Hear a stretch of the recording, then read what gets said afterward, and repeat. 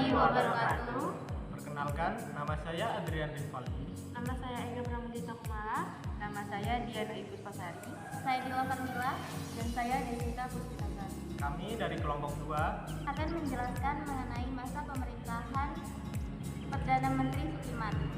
Untuk lebih jelasnya, tolong simak video kami.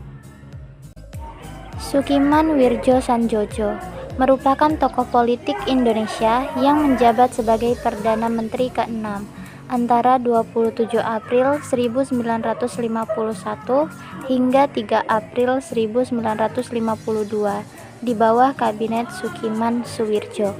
Ia juga merupakan salah seorang pendiri dan ketua umum Partai Masyumi.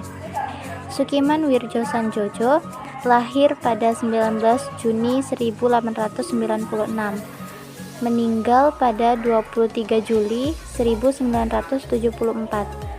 Kebangsaan Indonesia, Partai Masyumi.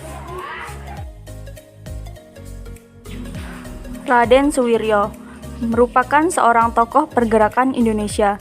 Ia juga pernah menjadi Wali Kota Jakarta dan Ketua Umum PNI. Ia juga pernah menjadi Wakil Perdana Menteri pada Kabinet Sukiman Suwirjo.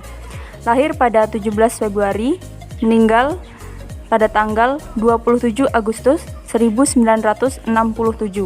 Kebangsaan Indonesia. Berasal dari Partai Nasional Indonesia. Kabinet Sukiman Suwirjo menjadi kabinet kedua yang dibentuk setelah bubarnya negara Republik Indonesia Serikat.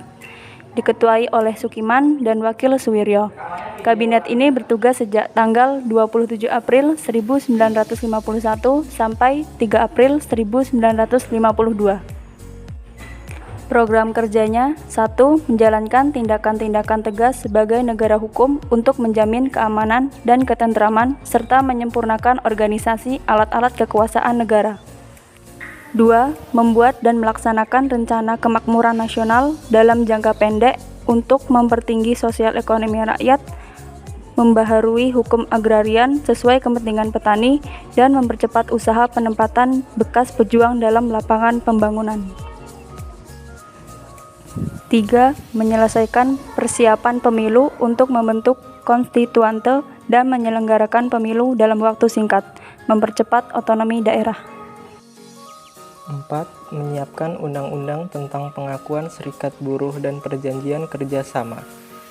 5. Menjalankan politik luar negeri yang bebas dan aktif untuk perdamaian, menyelenggarakan hubungan Indonesia-Belanda atas dasar Unit Statute menjadi hubungan berdasarkan perjanjian internasional, mempercepat peninjauan kembali persetujuan KMB, dan meniadakan perjanjian yang merugikan negara dan rakyat. 6. Memasukkan Irian Barat ke dalam wilayah Republik Indonesia secepatnya.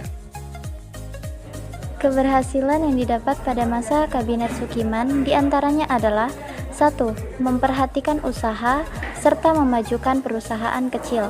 2. Memperhatikan kaum buruh. 3.